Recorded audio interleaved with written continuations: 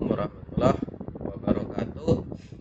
Saya Taufik Fadilah dengan PM 2578 dari kelas 2D. Di sini kelompok saya akan memperhatikan modul ke-14 dari matkul Jarkom. Nah, di sini saya kebagian subjudul yang pertama, yaitu tentang role of the transport layer. Nah, di sini modul 14-nya itu tentang transport layer. Nah, untuk bagian pertama judulnya Transportation of Data, yaitu role of the transport layer.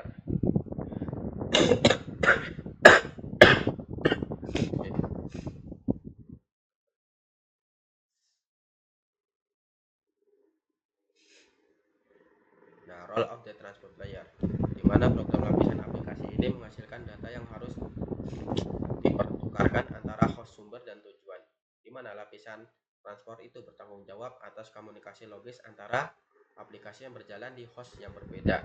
Nah, ini dapat layanan seperti membangun sesi sementara antara dua host dan transmisi informasi yang andal ya untuk suatu aplikasi. Nah, seperti yang ditunjukkan pada gambar, lapisan transport merupakan penghubung antara lapisan aplikasi dan lapisan-lapisan yang lebih rendah yang bertanggung jawab atas transmisi jaringan. Nah, ini supaya terhubung, supaya bisa terhubung. Ini memakai aplikasi, terusan di bawahnya bakal ada transport mengangkut internet akses jaringan dari yang mengirim dari aplikasi ke bawah, saya dikirim lagi supaya bisa bertukar informasi. Nah, lapisan transport itu memudahkan data antar aplikasi pada perangkat jaringan. Lapisan transport tidak memiliki pengetahuan tentang jenis host tujuan, jenis media yang harus dilalui data, jalur yang ditempuh data, kemacetan pada tujuan, atau ukuran jaringan. Lapisan transport itu mencakup dua protokol, yaitu protokol kontrol transmisi, transport control pro yaitu transmission control protocol, dan user datagram protocol atau UDP. Nah, yang kedua, transport layer responsibilities. Nah, the transport layer has many. Transport layer itu memiliki banyak tanggung jawab. Nah, tanggung jawab yang pertama itu melacak percakapan individu. Nah, pada lapisan transport itu setiap perkumpulan data yang mengalir antara aplikasi sumber dan aplikasi tujuan dikenal sebagai percakapan dan dilacak secara terpisah. Merupakan tanggung jawab lapisan transport untuk memelihara dan melacak berbagai percakapan ini. Nah, seperti yang diilustrasikan gambar, sebuah host dapat memiliki beberapa aplikasi yang berkomunikasi melalui jaringan secara bersamaan. Nah, sebagian besar jaringan memiliki batasan jumlah data yang dapat dimasukkan dalam satu paket. Oleh karena itu, data harus dibagi menjadi bagian-bagian yang mudah dikelola. Nah, ini setiap hostnya itu yang ngirim email atau ngirim pesan, atau membuka YouTube atau membuka web atau membuka sosmed, dia video callan atau streaming video, nonton streaming. Nah, itu bakal dicatat. Ini tugasnya ini sebagai mencatat itu. Nah, segmentasi data and assembling segment.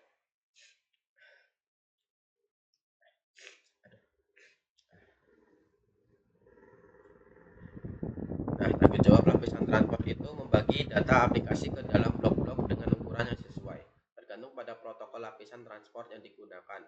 Blok-blok transport itu disebut segmen atau datagram. Nah, gambar ini menunjukkan ilustrasi lapisan transport menggunakan blok yang berbeda untuk setiap percakapan. Nah, ini segmennya nih. Segmen terhubung ke jaringan, terus dia bisa mengirim email. Bisa dapat membagi data menjadi bagian lebih kecil, yaitu segmen atau datagram yang lebih mudah dikelola dan ditransmisikan. Tanggung jawab itu melacak percakapan individu, membagi data menjadi segmen dan mengisi kembali segmen. Lalu ada tambahan informasi header. Add header information. The transport layer protocol add header information containing binary data organization into several field to each block of data.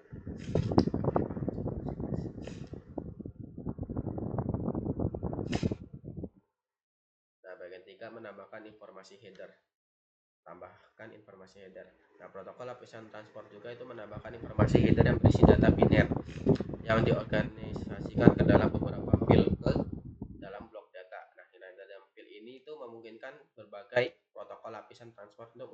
fungsi yang berbeda dalam mengelola komunikasi data.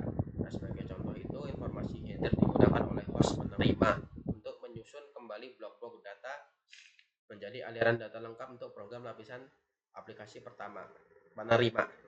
Nah, lapisan transfer itu memastikan bahwa meskipun terdapat beberapa aplikasi yang berjalan pada satu perangkat, semua aplikasi itu menerima data yang benar. Nah, nih, dia mendistribusikan semua itu, datanya itu harus sesuai, harus benar lah.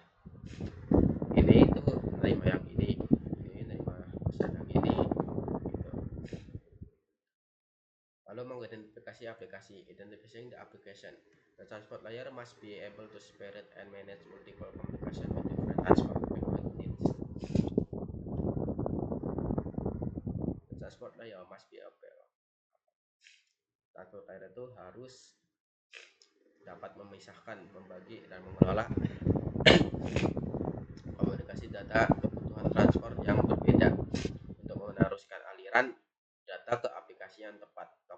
Lapisan transport itu mengidentifikasi aplikasi target menggunakan pengidentifikasi yang disebut nomor port number lah, seperti yang diilustrasikan pada gambar. Setiap proses perangkat lunak yang perlu mengakses jaringan diberi nomor port yang unik untuk host tersebut. Nah, aplikasi yang berbeda ini surat elektronik, email, pelabuhannya ini ada di sini, dan ada halaman HTML, tempatnya di sini, obrolan internet, tempatnya di sini, dan multiplexing percakapan, multiple conversation multiplexing.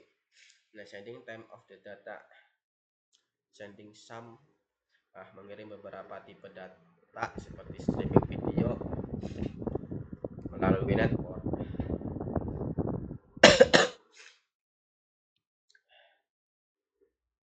Sebagai satu kesatuan lengkap komunikasi. Nah, mengirim beberapa jenis data, misalnya video streaming melalui jaringan, sebagai satu aliran komunikasi yang lengkap dapat menghabiskan seluruh bandwidth yang tersedia. Nah, hal ini tuh mencegah terjadinya percakapan komunikasi lain pada waktu yang bersamaan. Selain itu, hal ini akan mempersulit pemulihan kesalahan dan pengiriman ulang data yang rusak. Nah, seperti yang ditunjukkan pada gambar, lapisan transfer itu menggunakan segmentasi dan multiplexing untuk memudahkan percakapan komunikasi yang berbeda dapat disisipkan pada jaringan yang sama. Nah, pemeriksaan kesalahan dapat dilakukan pada data dalam segmen tersebut untuk menentukan apakah segmen tersebut diubah selama transmisi. Nah, ini membuka sekaligus segmentasi mungkin multiplexing percakapan. Beberapa aplikasi dapat menggunakan jaringan secara bersamaan. Segmentasi mempermudah pengiriman data lapisan yang lebih rendah. Lalu ada protokol lapisan transportasi. Nah, IP itu berkaitan dengan struktur, pengalamatan, dan perutaan paket. Nah, IP tidak menentukan bagaimana pengiriman atau pengangkutan paket tersebut berlangsung, tetapi protokol lapisan transport itu menentukan cara mentransfer pesan antar host dan bertanggung jawab untuk mengelola persyaratan keandalan suatu percakapan. Nah, lapisan transfer itu mencakup protokol TCP dan UDP tadi. Dan protokol aplikasi yang berbeda itu memiliki persyaratan keandalan transportasi yang berbeda. Oleh karena itu, TCP atau API menyediakan dua protokol lapisan transport seperti yang ditunjukkan pada gambar. Nah, bagian TCP itu ada namanya VTP sama HTTP, WWW nama SMTP email. Ada UDP, ada DNS. Oh, ini TCP juga termasuk DNS juga nih. Sama UDP itu ada TFTP, pesan internet, IP. Nah, di internet ada IP. IP itu ada LAN, ada WAN. LAN yang kecil, WAN yang besar. Jaringan besar, skala besar. Nah, ada Transmission Control Protocol atau TCP. Nah, IP is connected only with the structure. IP itu hanya berkaitan dengan struktur, pengalamatan dan perutuhan paket dari pengirim asli ke tujuan akhir. Nah, IP tidak bertanggung jawab untuk menjamin pengiriman atau menentukan apakah kondisi antara pengirim atau penerima perlu dibuat. TCP dianggap sebagai protokol lapisan transport yang andal dan lengkap. yang memastikan bahwa semua data itu sampai ke tujuan. Nah, TCP mencakup bidang-bidang yang memastikan pengiriman data aplikasi. Nah, bidang-bidang ini membutuhkan pemrosesan tambahan oleh host, pengirim, dan penerima. Menurutnya catat TCP itu membagi data menjadi beberapa segmen. Transportasi TCP analog dengan pengiriman paket yang dilacak dari sumber ke tujuan. Jika pesanan pengirim dibagi menjadi beberapa paket, pelanggan dapat memeriksa secara online untuk melihat urutan pengirimannya. Nah, TCP menyediakan keandalannya dalam dan kontrol aliran menggunakan operasi dasar berikut. Nah, pertama itu menomori dan melacak segmen data yang dikirim ke host tertentu dari aplikasi tertentu. Konfirmasi data yang diterima, mengirim data ulang yang belum diakui setelah jangka waktu tertentu, mengurutkan data yang mungkin tiba dalam urutan yang salah, mengirim data dengan kecepatan efisien yang dapat diterima oleh penerima. Nah, untuk mempertahankan status percakapan dan melacak informasi, TCP harus terlebih dahulu membangun koneksi antara pengirim dan penerima. Inilah kenapa TCP dikenal sebagai protokol berorientasi koneksi.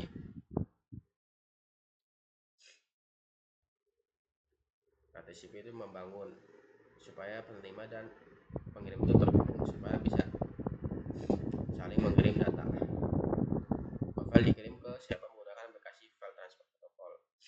Lalu dikirim, routernya jalanin, tersambung ke internet sambung ke lain, USB, terusan dia menerima dibalikin packetnya lagi, sudah berhasil diterima permintaan requestnya. Nah, protokol diagram ya datagram pengguna atau UDP. Nah, UDP itu adalah protokol lapisan transfer yang lebih sederhana dari TCP. UDP itu tidak menyediakan keandalan dan kontrol aliran, yang berarti membutuhkan lebih sedikit bidang header. Karena proses pengiriman dan penerimaan UDP tidak perlu mengelola keandalan dan kontrol aliran, ini berarti datagram UDP dapat diproses lebih cepat daripada segmen TCP. Nah, UDP menyediakan fungsi dasar untuk mengirim datagram antar aplikasi yang sesuai dengan overhead dan kebanyakan data yang sangat minim. Notnya, catatannya UDP membagi data menjadi datagram yang juga disebut sebagai segmen. Sama-sama membagi data juga berarti sebagai segmen. UDP adalah protokol tanpa koneksi karena UDP tidak menyediakan keandalan atau kontrol aliran. Ia tidak memerlukan koneksi yang sudah terjalin karena UDP tidak melacak informasi yang dikirim atau diterima antara klien dan server. UDP juga dikenal sebagai protokol tanpa status stateless karena UDP tidak melacak informasi, nggak melacak informasi yang dikirim atau diterima antara klien dan server. UDP juga dikenal sebagai protokol pengiriman upaya terbaik karena tidak ada pengakuan bahwa data telah diterima di tujuan. Dengan UDP tidak ada proses lapisan transfer yang memberi tahu bahwa pengirim itu berhasil mengirim tentang keberhasilan pengiriman. Nah, UDP unpresented delivery atau pengiriman tanpa registrasi sama seperti mengirim surat biasa yang tidak terdaftar melalui pos. Nah, pengirim surat tidak mengetahui ketersediaan penerima untuk menerima surat tersebut. Nah, kantor pos juga tidak bertanggung jawab untuk melacak surat atau memberitahu bahwa jika surat tersebut tidak sampai ke tujuan akhir. Berarti kita kirim tanpa nama, pesan pengirim itu yang kita kirim nggak tahu diterima apa enggak. Pesan yang ini kita kirim surat di kantor pos ini, yang kantor pos itu ya nggak mau lah karena nggak ada siapa yang menerima, jadi nggak bertanggung jawab juga. Nah, lalu yang 6, the right transport layer protocol for right application. Beberapa aplikasi itu dapat mentolerir kehilangan data sebelum transmisi melalui jaringan, tetapi penundaan transmisi itu tidak dapat diterima. Untuk aplikasi ini, UDP itu pilihan yang lebih baik karena membutuhkan lebih sedikit overhead jaringan. Nah, UDP lebih disukai karena untuk aplikasi seperti Voice over IP atau VoIP, konfirmasi dan transmisi ulang akan memperlambat pengirim dan membuat percakapan suara tidak dapat diterima. Nah, UDP itu juga digunakan oleh aplikasi permintaan dan balasan di mana data yang dikirim minimal dan pengirim ulang dapat dilakukan dengan cepat. Misalnya sistem nama domain name system. pengirim menggunakan UDP untuk jenis transaksi ini. Klien meminta alamat IPv4 dan IPv6 untuk nama domain yang dikenal dari server DNS. Jika klien tidak menerima respon dalam jangka waktu yang telah ditentukan, klien cukup mengirimkan permintaan lagi. Nah, sebagai contoh, jika satu atau dua segmen dari siaran video langsung itu streaming itu gagal sampai hal itu menyebabkan gangguan sesaat pada siaran, hal itu mungkin tertampak sebagai distorsi pada gambar atau suara, tapi mungkin tidak terlihat oleh pengguna. Jika perangkat tujuan harus memperhitungkan data yang hilang, siaran dapat tertunda saat menunggu pengiriman ulang. Nah, sehingga menyebabkan kualitas gambar atau suara menurun drastis. Nah, dalam hal ini lebih baik untuk menampilkan media sebaik mungkin dengan segmen yang diterima dan mengesampingkan keandalan. Nah, untuk aplikasi lain penting agar semua data sampai dan dapat diproses sesuai urutan yang benar. Untuk jenis aplikasi ini, TCP digunakan sebagai protokol transport. Misalnya aplikasi seperti basis data, peramban web, klien email memerlukan agar semua data dikirim sampai ke tujuan dalam kondisi aslinya. Data yang hilang dapat merusak komunikasi, membuatnya tidak lengkap atau tidak dapat dibaca, misalnya penting saat mengakses informasi perbankan melalui web untuk memastikan semua informasi dikirim dan diterima dengan benar. Nah, pengembang aplikasi itu harus memilih jenis protokol transport yang tepat berdasarkan kebutuhan aplikasi. Video dapat dikirim melalui TCP atau UDP. Aplikasi yang melakukan streaming audio dan video itu tipikalnya memakai TCP. Nah, aplikasi menggunakan TCP itu untuk melakukan buffering, problem bandwidth, dan kontrol kemacetan guna mengontrol pengalaman pengguna dengan lebih baik. Video dan suara waktu nyata biasanya menggunakan UDP, tetapi juga dapat menggunakan TCP atau keduanya. Aplikasi konferensi video mungkin menggunakan UDP secara default, tetapi karena banyak firewall memblokir UDP, aplikasi tersebut juga dapat dikirim melalui TCP. Aplikasi yang melakukan streaming audio dan video yang tersimpan menggunakan TCP, misalnya jika jaringan kita itu tiba-tiba tidak dapat melakukan bandwidth yang dibutuhkan untuk menonton film sesuai permintaan, aplikasi akan menghentikan pemutaran sementara. Nah, selama jeda kita mungkin melihat pesan buffering, message while the speaker to respond established stream. Pesan sementara TCP berupaya membangun kembali aliran data. Kita melihat pesan buffering. Nah, sementara TCP berupaya membangun kembali aliran data ketika semua segmen sudah lengkap dan tingkat bandwidth minimum terpenuhi, sesi TCP akan dilanjutkan dan film akan diputar kembali. Navigo summarize difference between UDP dan Nah, ini menunjukkan perbedaan antara UDP dan TCP. Kalau UDP itu protokolnya yang dibutuhkan tuh cepat, biaya operasi rendah, tidak memerlukan ucapan terima kasih, tidak mengirim ulang data yang hilang, menyampaikan data saat data tiba.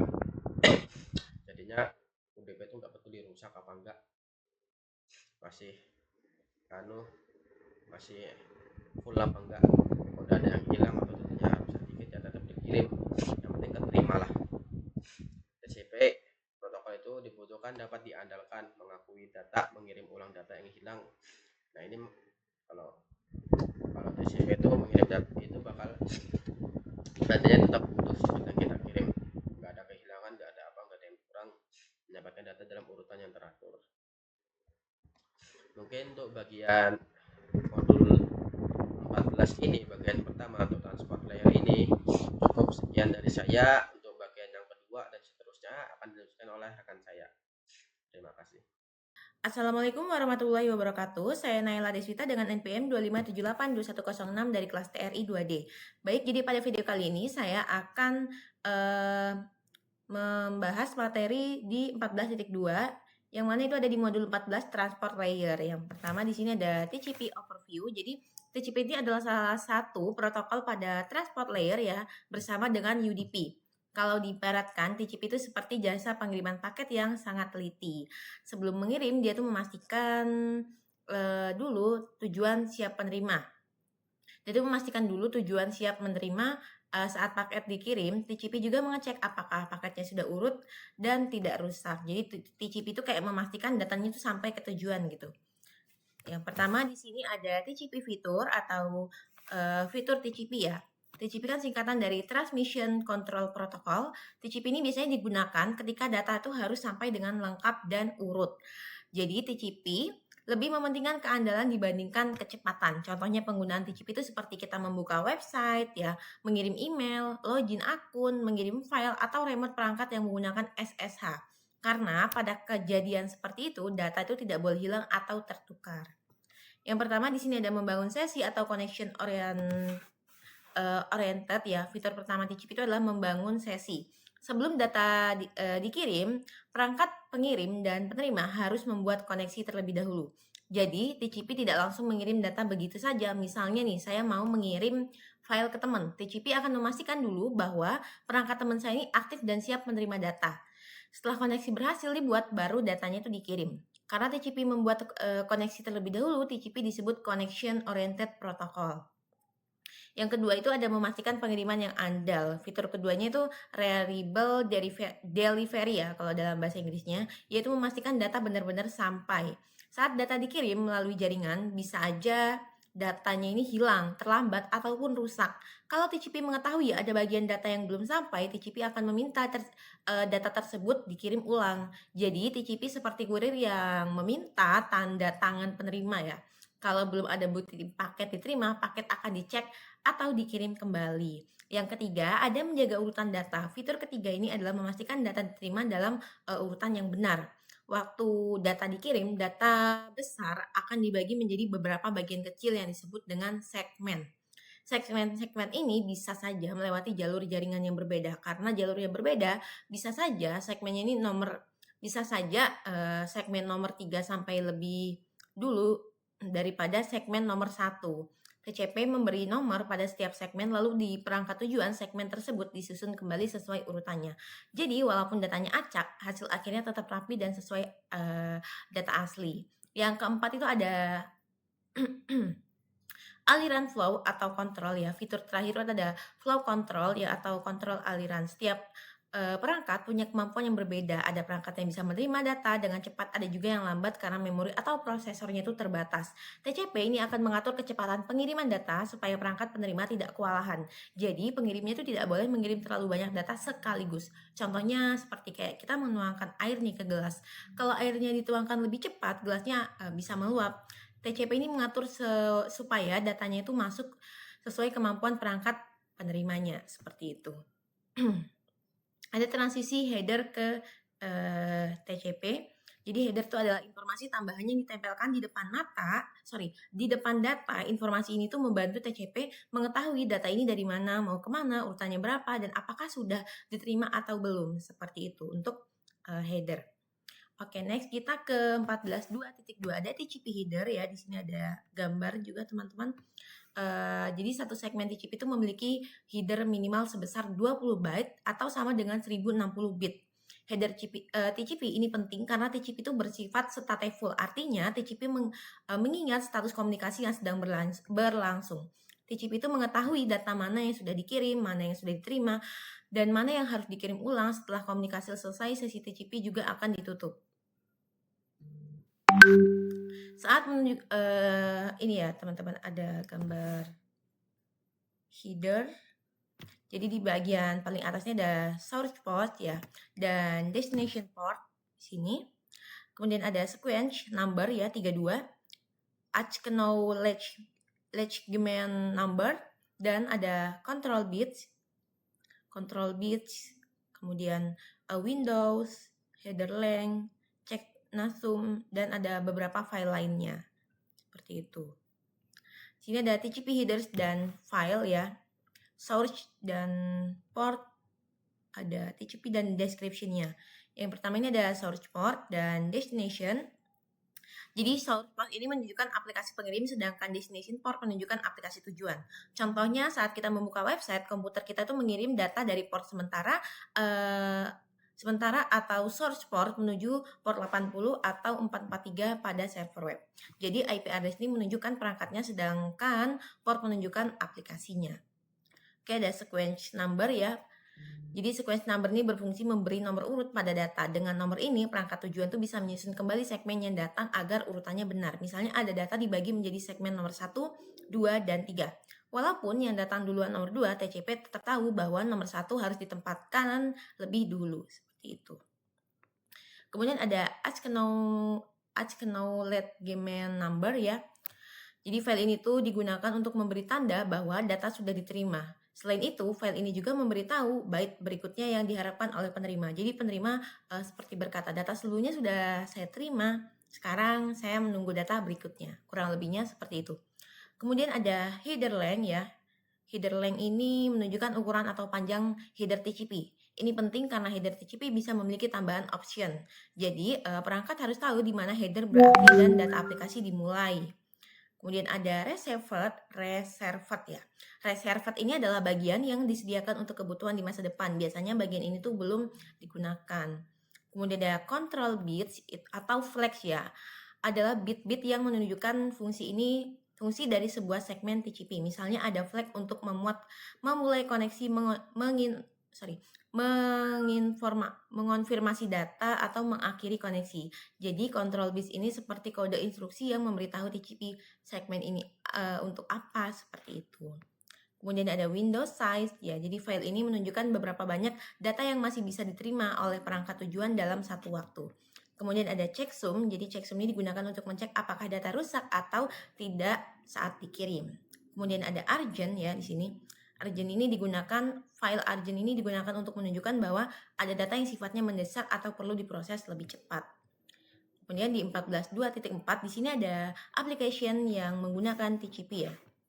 Ini ada sebuah gambar ya. TCP ini banyak digunakan oleh aplikasi yang membutuhkan data lengkap dan akurat.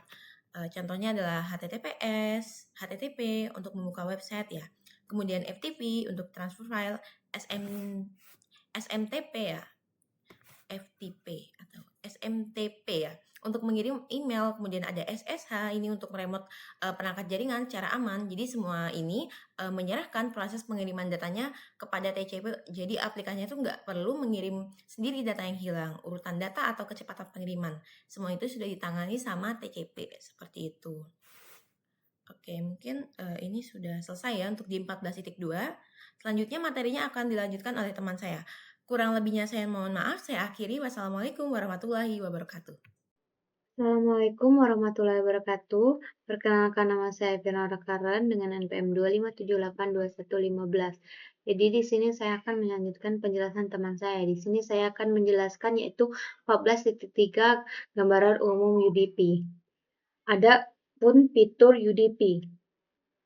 Jadi fitur ini membahas UDP, fungsinya dan kapan sebaiknya menggunakannya sebagai pengganti TCP UDP. UDP adalah protokol transport dengan upaya terbaik. UDP adalah protokol transport ringan yang menawarkan segmentasi dan penyusunan ulang data yang sama seperti TCP, tetapi tanpa kendala dan kontrol aliran TCP. UDP adalah protokol yang sangat sederhana, sehingga biasanya dijelaskan berdasarkan apa yang tidak dilakukan dibandingkan TCP. Lalu fitur UDP ini meliputi hal-hal berikut.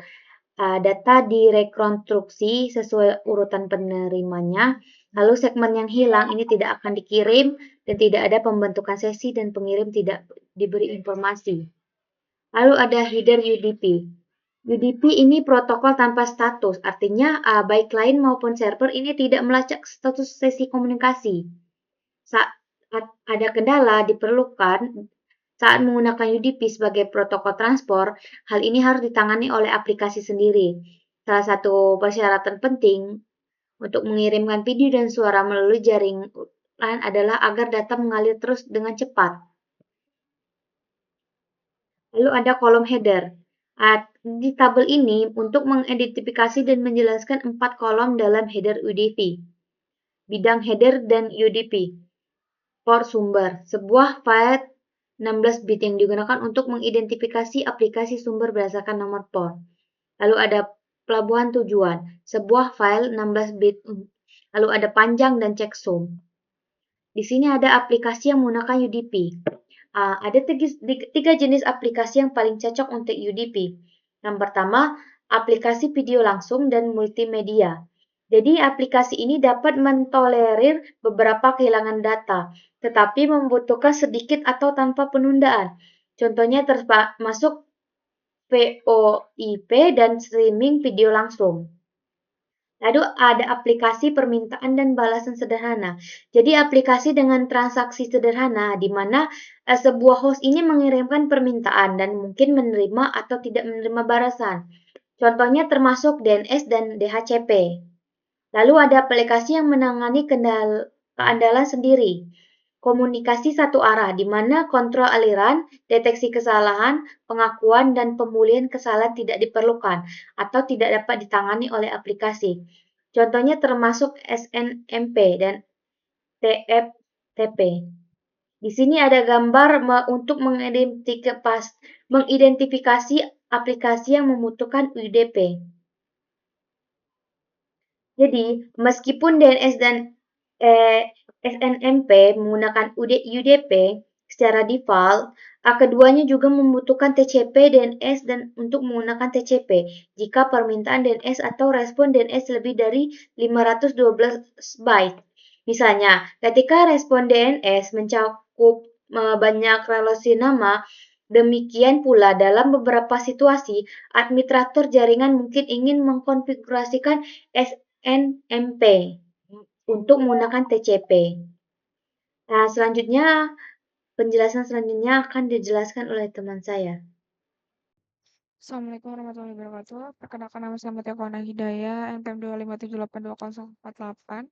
Di sini saya akan menjelaskan materi chapter 14.4,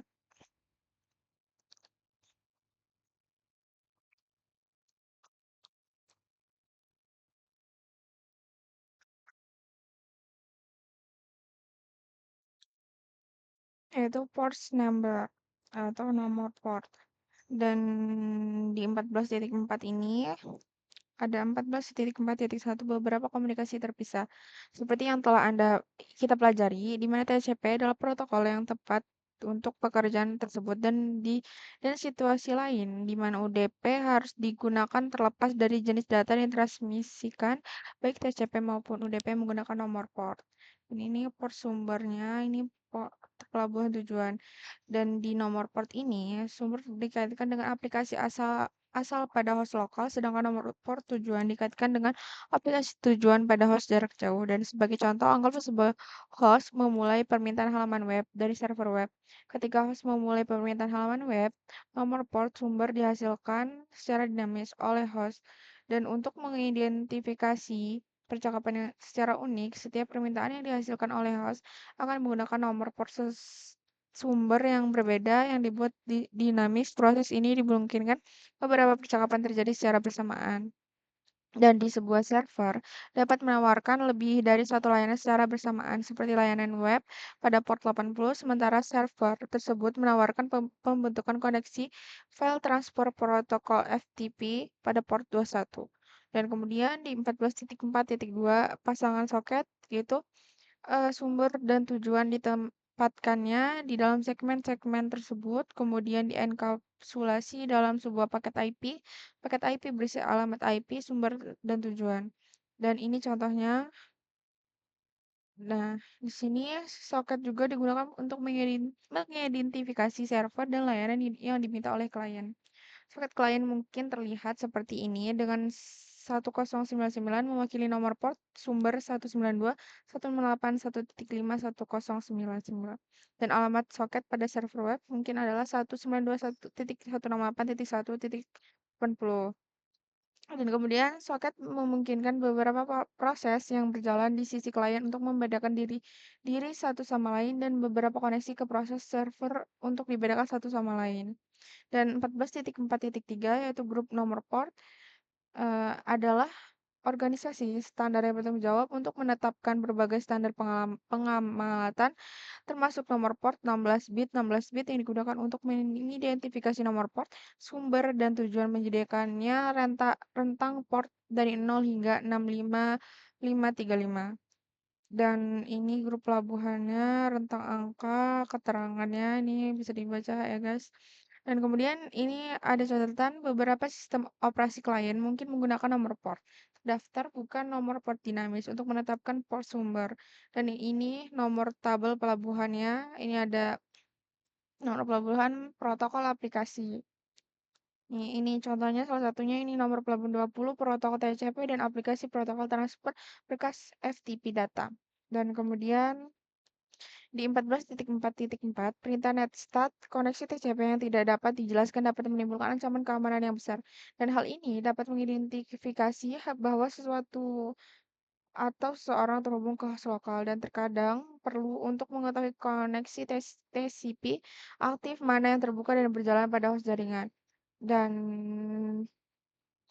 ini nestat dan secara default, perintah nestat akan mencoba menyelesaikan alamat IP ke nama domain dan nomor port ke aplikasi yang dikenal. Opsi strip N ini dapat digunakan untuk menampilkan alamat IP dan nomor port dalam bentuk numerik. Dan ini ada prinsip pemahaman. Mungkin itu saja yang bisa saya sampaikan. Saya akhiri. Wassalamualaikum warahmatullahi wabarakatuh.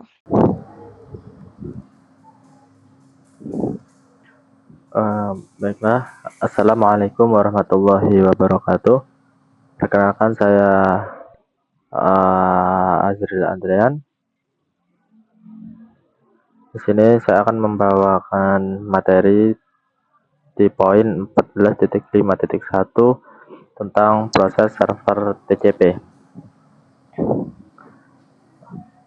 Jadi untuk proses server TCP itu tuh dia sebuah port. Jadi setiap proses aplikasi yang berjalan di server dikonfigurasi untuk menggunakan nomor port. Nah, nomor port tersebut dapat ditetapkan secara otomatis atau dikonfigurasi secara manual oleh administrator sistem. Jadi untuk peran nomor port ini sendiri itu untuk memahami proses komunikasi TCP, memahami peran nomor port.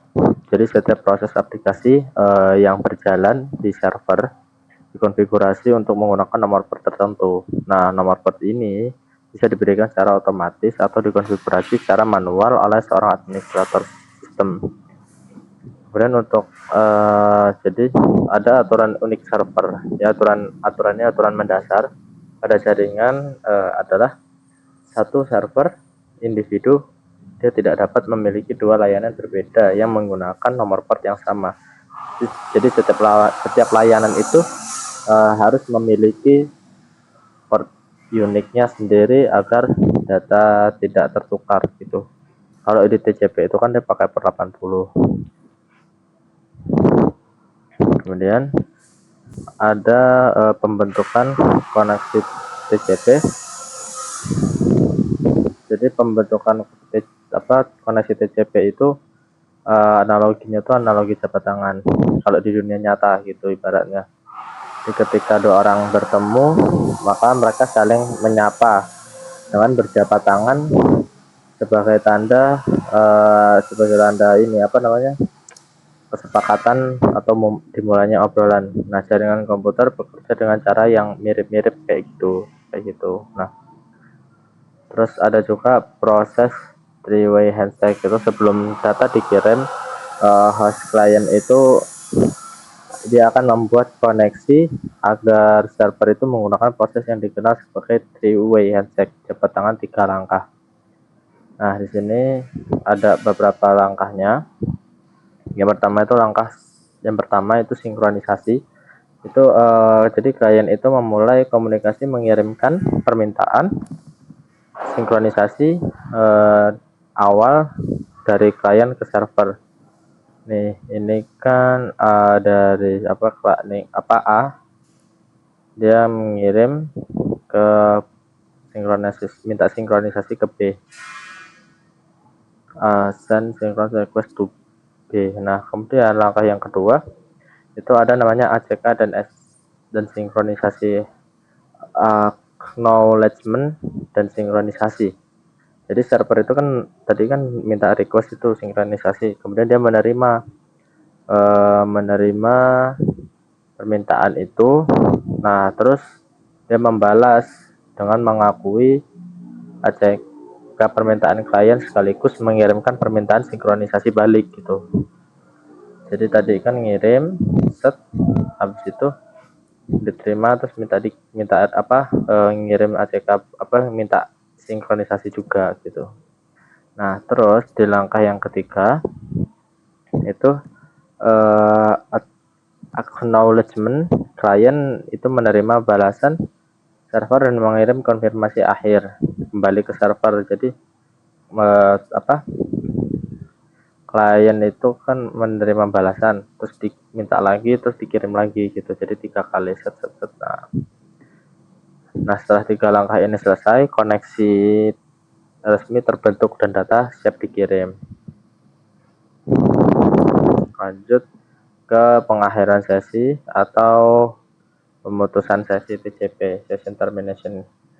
Jadi mekanisme penutupan ini itu ketika pengirim data selesai, TCP harus menutup sesi secara rapi, berbeda dengan pembuatan koneksi yang butuh 3 langkah. Nah, pemutusan sesi itu membutuhkan 4 langkah. Four-way, ada 4 langkah handshake. Ya, four-way handshake. Ini menggunakan flag pertama fin. Ini kan untuk menutup koneksi. Flag control finish fin harus diatur di header segmen untuk mengakhiri setiap sesi TCP satu arah. Digunakan jabat tangan 2 arah yang terdiri dari segmen fin dan segmen acknowledgement. Nah, oleh karena itu mengakhiri satu percakapan yang didukung oleh TCP diperlukan 4 pertukaran untuk mengakhiri kedua sesi. Pengakhiran dapat dimulai oleh klien atau server. Jadi pengakhirannya itu bebas, bisa dari klien atau server. Nah, langkah pertama itu ketika klien tidak lagi memiliki data yang dikirim dalam aliran data, klien akan mengirimkan segmen dengan flag pin yang diatur. Ya, flag pin yang diatur. Dia kirim pin, kemudian pin menerima, nih A mengirimkan permintaan pin ke B. Jadi ya kalau kliennya udah nggak ada data lagi untuk ngirim di dalam aliran data, ya kliennya akan mengirimkan segmen dengan flag pin yang di set aktif ke server seperti pada ilusi ini yang di ilusi gambar sini. Terus untuk langkah keduanya itu langkah 2 di ACK.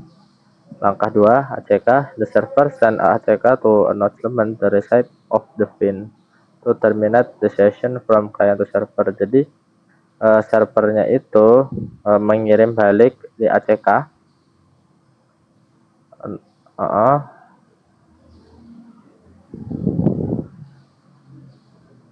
Nah, jadi mengirim balik, kemudian dikirim flag pin, dikirim balik untuk mengonfirmasi bahwasanya permintaan penutupan telah diterima. Kemudian langkah ketiga itu langkah 3 itu selesai, yang dimana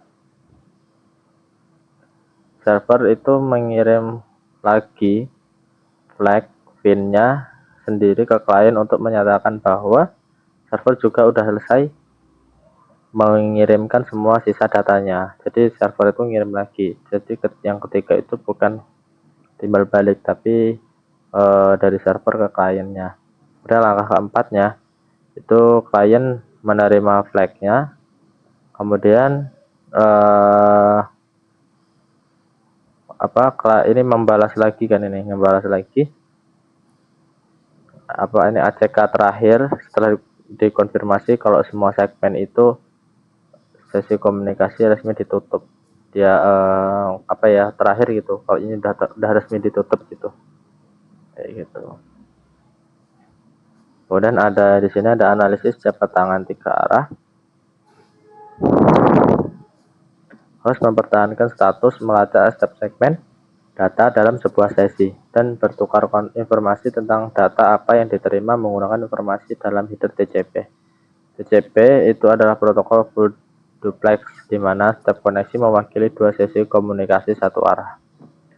Untuk fungsi-fungsi dari jabat tangan tiga arah ini, hal ini memastikan bahwa perangkat tujuan tersebut ada di jaringan. Ini memverifikasi bahwa perangkat tujuan memiliki layanan aktif dan menerima permintaan pada nomor port tujuan yang ingin digunakan oleh klien yang memulai permintaan. Ini memberitahu perangkat tujuan bahwa klien sumber bermaksud untuk membangun sesi komunikasi pada nomor port tersebut. Jadi setelah komunikasinya selesai, sesi ditutup, kemudian koneksi dihentikan, mekanisme koneksi dan sesi memungkinkan fungsi kendala TCP.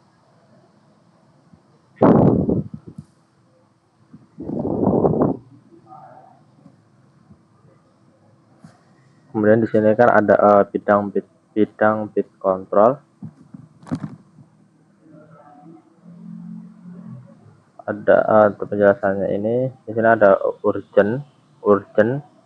Dia menandakan bahwa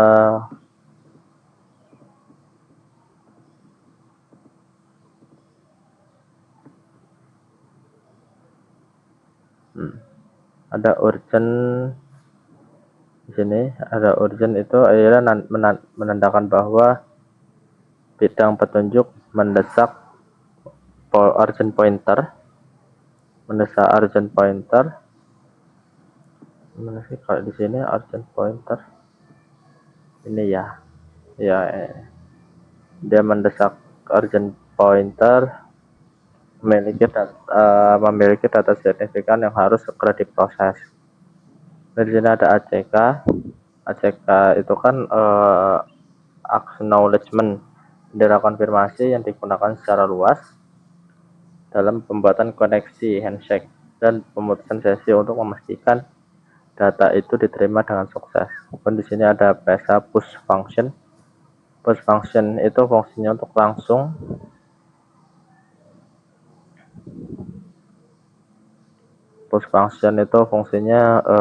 untuk langsung mendorong data ke aplikasi tanpa menunggu buffer penuh.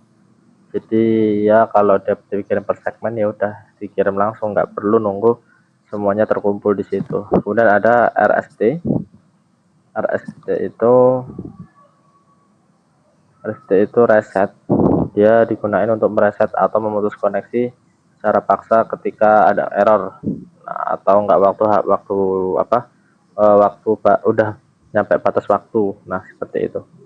Terus ada SYN, synchronize, digunakan untuk menyinkronkan nomor urut number selama proses pembuatan koneksi awal. Kemudian ada VIN, nomor data from sender and use in session termination.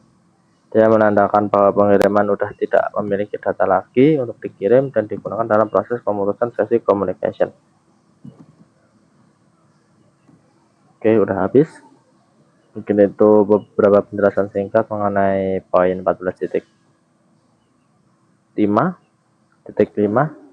Kurang lebihnya saya mohon maaf, akan dilanjutkan oleh teman saya. Terima kasih.